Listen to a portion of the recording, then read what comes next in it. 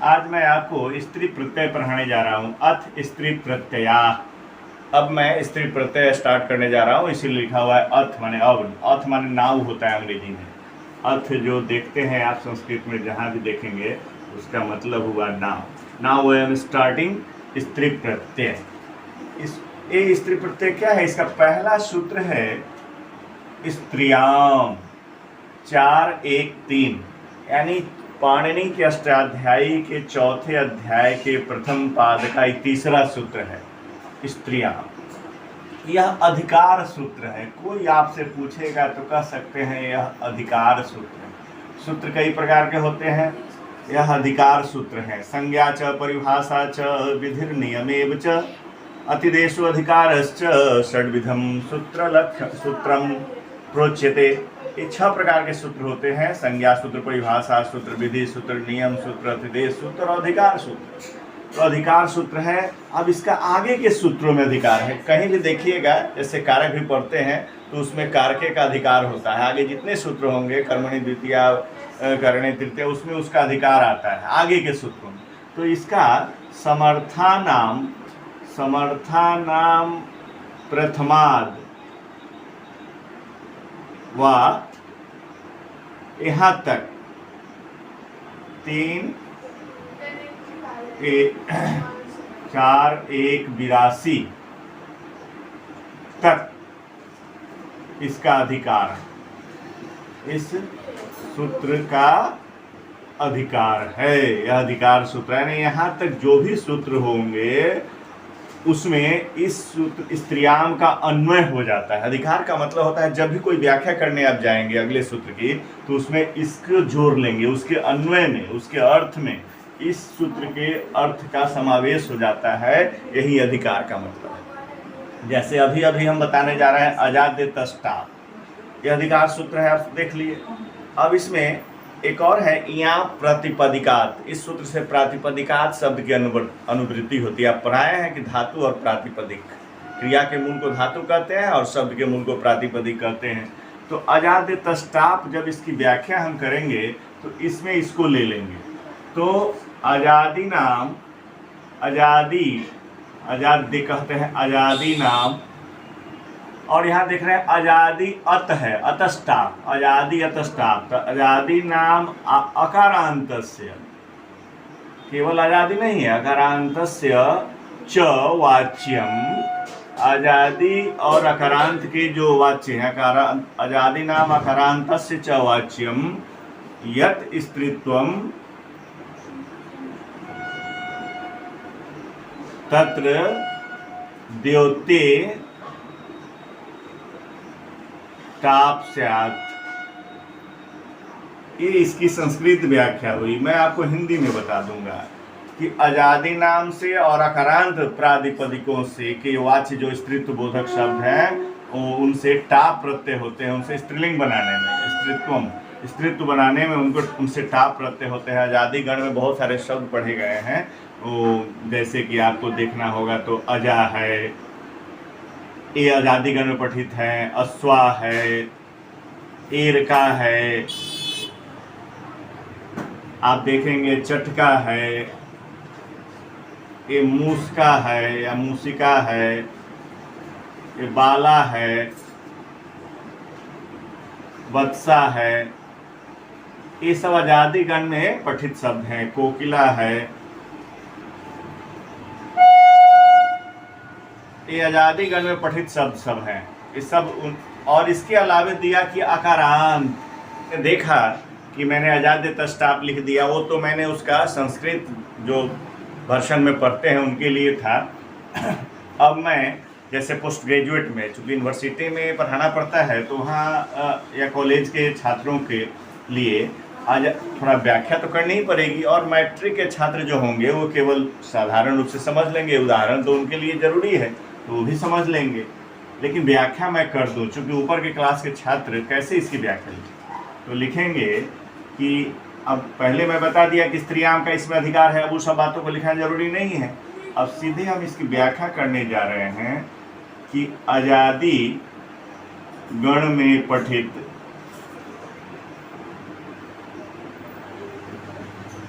एवं अकारांत, अतः अजादि अतस्टाप, अतः माने अकारांत, आदिगण में पठित एवं अकारांत प्रातिपदिक से, प्रातिपदिकों से स्त्रीत्व विवक्षा में, स्त्रीत्व मतलब स्त्रीलिंग में कहने की इच्छा, विवक्षा स्त्रीत्व विवक्षा में, विवक्षा मतलब वक्तुम इच्छा, विवक्षा का अर्थ होता है वक्तुम इच्छा, बोलने की इच्छा, आप स्त्रीलिंग में कहने की आपकी इच्छा है, ऐसे प्रादि स्त्रीत्व विवक्षा में टाप प्रत्यय होता है।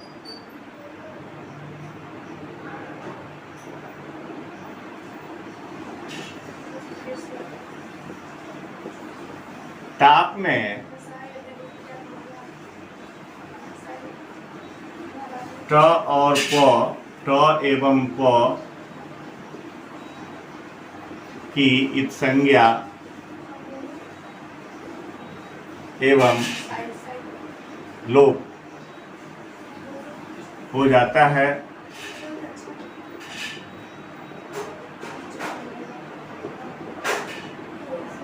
आ शेष बचता है।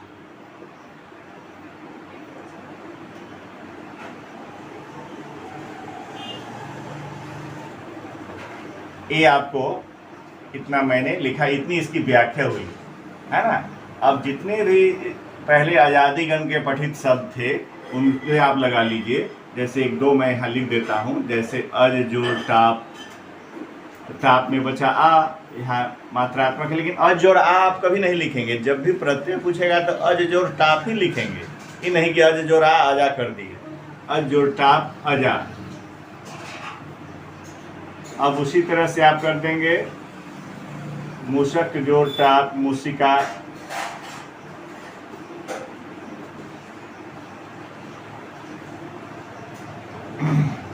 कोकिल जोड़ टाप,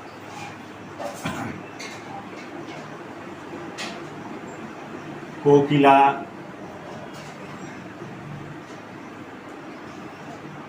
चटक जोड़ टाप, चटक कहते हैं गोराया को, चटका स्त्री गोराया, स्पैरो, नाइटिंगेल आपने देखा, अश्वा, अश्व जोड़ टाप,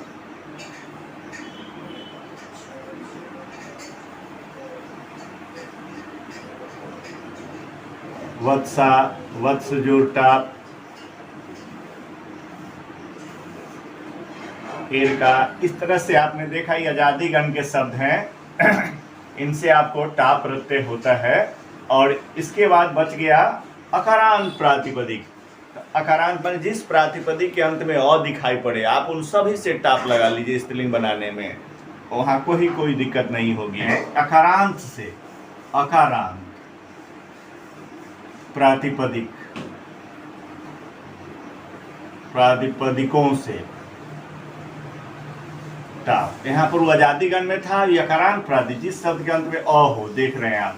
तो आप देखिए हम लिखते जा रहे हैं सरल, ये ल में अ है, ये सरल हो गया। अब इससे टाप प्रत्यय लगाएंगे तो सरला हो जाएगा, ये अकारांत प्रातिपदिक है। एक एक दो उदाहरण मैं देकर बताता हूँ। जैसे मनोरम है, ऐसा शब्द है, म में अ है, अब यहाँ अकारांत है, इससे आप टाप लगा दीजिए, मनोरमा हो जाएगा। इसी प्रकार मनोहरा भी हो जाएगा, उज्ज्वला हो जाएगा। उज्ज्वल शब्द से अगर आप टाप लगाते हुए, उज्ज्वला योजना आप देखे होंगे, प्रधानमंत्री की योजना है उज्ज्वला। ये उज्ज्वला कैसे बना, स्त्रीलिंग में योजना शब्द के कारण आया है ना। तो आप देखा है कि उज्ज्वला विशेषण है उसका, उज्ज्वला योजना। इसके बाद आप देखेंगे अन्य भी शब्द आपको मैं बताता हूँ। जैसे प्रथम शब्द है, और प्रथम से टाप प्रत्यय लग करके प्रथमा बनता है, प्रथमा विभक्ति स्त्रीलिंग शब्द है, देख रहे हैं आप। इसी प्रकार द्वितीया भी आएगा, द्वितीय जो टाप, द्वितीया, तृतीया, ये सब इसी प्रकार आएगा। आपको ऐसे बहुत सारे शब्द मिलेंगे, जैसे आपको बनाने में उसमें कोई दुविधा नहीं होगी। जितने भी अकारांत शब्द आपको मिलते हैं आप सभ्य से बना लीजिए, सभ्य जो टाप, सभ्या, ऐसे आप बना सकते हैं। बहुत सारे अकारांत शब्दों से आप टाप प्रत्यय बना सकते हैं, आपको कोई दिक्कत नहीं होगी। जैसे आप बना दीजिए मध्यम, मध्यम जोड़ टाप, मध्यमा। ज्येष्ठ जोड़ टाप, ज्येष्ठा। ऐसे आप बहुत सारे शब्द इसे बना सकते हैं। आपको कहीं कोई दिक्कत नहीं होगी, जहां भी देखिएगा आ है तो सरला, सभ्या, ऐसे शब्द बन सकते हैं। और आप इस तरह से अकारांत पाद जहां भी देखिएगा आ है, समझ जाइए कि उसमें टाप प्रत्यय लगा हुआ है और आराम से आप इसमें सरल जो टाप, सरला, मनोरम जो, ऐसे करके आप शब्द को लिख सकते हैं उदाहरणार्थ। ठीक है। इसके बाद एक और आता है टाप के जस्ट समानांतर डाप। डाब उभाभ्याम मन्यतरश्याम, ये वार्तिक है। डाप शब्द जिसके अंत में जैसे मनंत शब्द हैं उससे डाप होता है, जैसे सीमन, सीमन जो डाप सीमा, नामन जो डाप नामा, नलोपा प्रादिपदिकांत से न का लोप हो जाता है और फिर अनुभाग का लोप होकर के अचोत्यादिति और सीमा बनता है, नामा बनता है। कर्मन जो डाप कर्मा, धर्मन जो डाप धर्मा, ऐसे करके आपको बनेगा शब्द। मैं जस्ट इसके आफ्टर लिख रहा हूँ उसको, मैंने इसकी अभी व्याख्या पूरी नहीं हुई है। अब जिन शब्दों के अंत में जिन शब्दों के अंत में ए अक हो, अक ऐसा, उनसे स्त्रीत्व विवक्षा में यानी स्त्रीलिंग बनाने में टाप प्रत्यय होता है।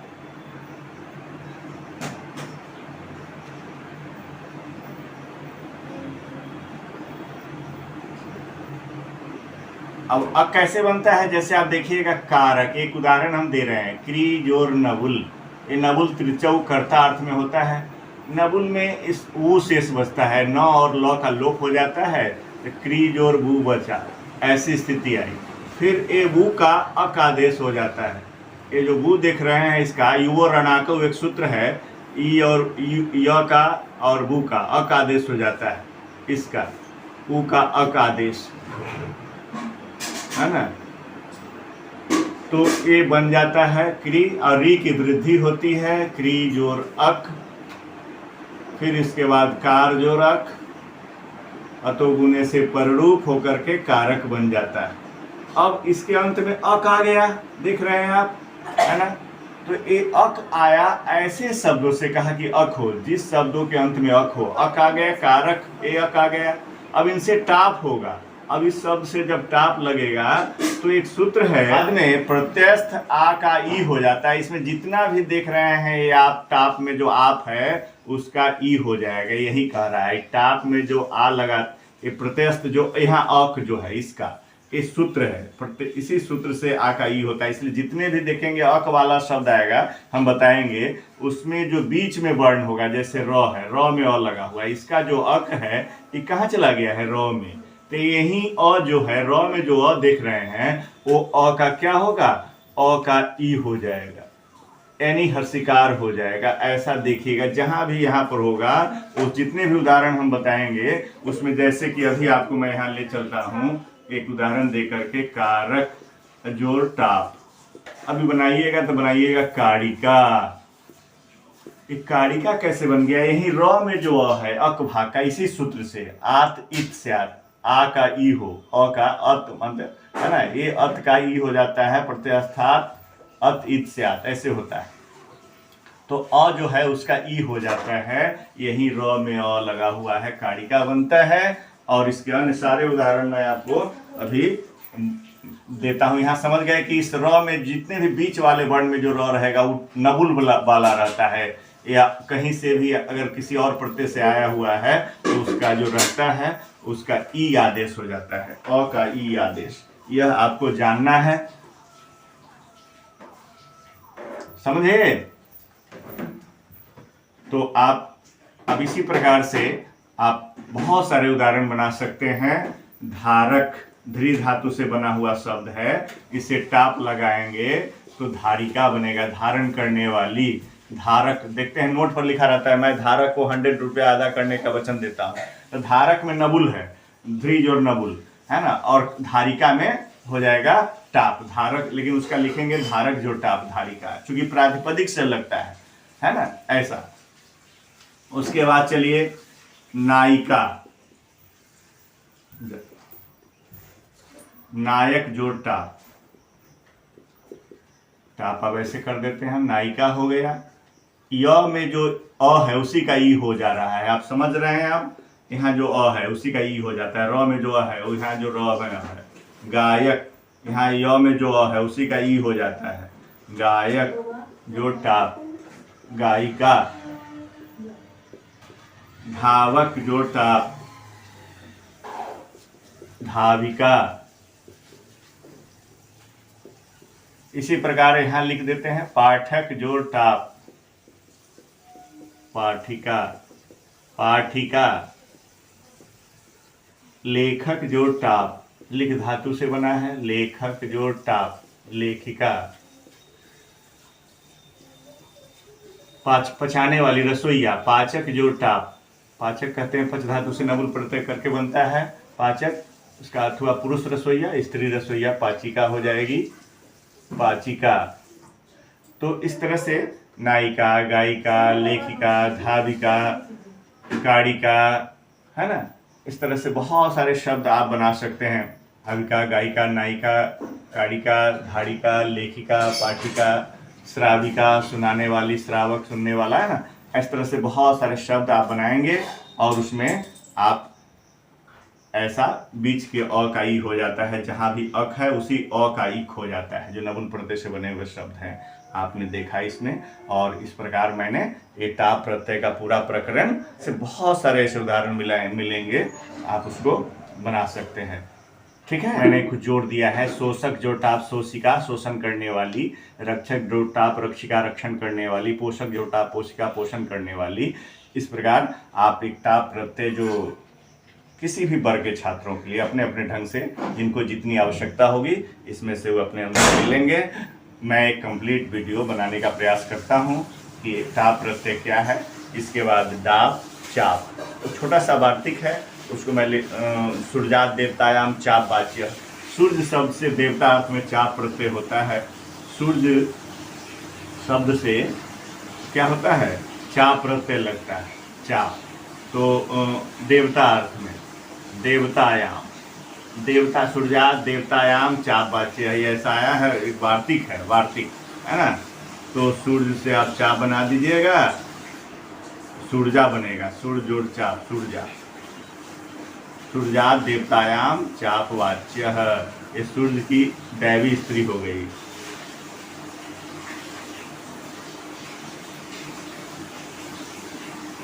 ऐसा इसका अन्वय होगा। तो चाप प्रत्यय भी एक सूर्या शब्द एकमात्र शब्द है, वार्तिक है, सूर्यात देवतायाम चाप वाच्य, है ना, ऐसा वार्तिक है। ठीक है, वार्तिक से हुआ है, वार्तिक कात्यायन का लिखा हुआ है, कात्यायन। इसलिए जब भी व्याकरण की चर्चा होती है तो त्रिमुनि व्याकरण की बात आती है, ये बात आप जान लीजिए। पहला पाणिनि, दूसरा कात्यायन,